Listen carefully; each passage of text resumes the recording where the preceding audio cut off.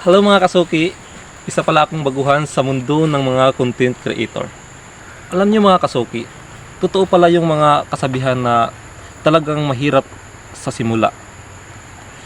Katulad ko ngayon, nagsisimula ako. Talagang sa isip ko ay talagang mahirap talaga magsimula. Pero yun naman talaga yung totoo. Mahirap magsimula.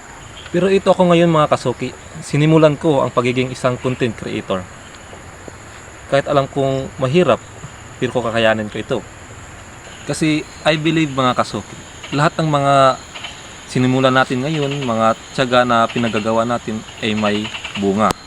Kaya huwag mawala ng pag-asa. Kaya sa mga baguhan po dyan, katulad ko, huwag kayong mawala ng pag-asa. Dahil balang araw aahon rin tayo. Mga kasuki, ang content ko pala ay tungkol sa product education.